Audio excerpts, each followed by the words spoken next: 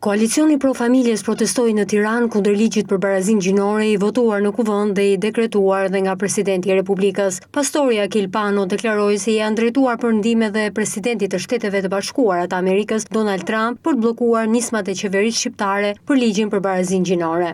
Familja tradicionale, babai dhe nëna, burri dhe gruaja dhe fëmijët e tyre janë bastioni kryesor i autonomisë morale dhe sociale kundër shtetit totalitar. Kjo është arsyeja pse sulmojnë familjen. Sepse duan familjen të coptuar, të ndarë, pa nder, pa besim, pa liri, nën kufi dhe pranga. Ne jemi të vendosur ta kundërshtojmë këtë ligj, duke kërkuar referendum popullor. Asnjë qeveri cila do qoftë ajo nuk meriton të gëzojë legjitimitet nëse vepron në kundërshtim me vullnetin e popullit. Qeveria është e popullit dhe për popullin, në të kundërt çdo gjë tjetër duhet refuzohet.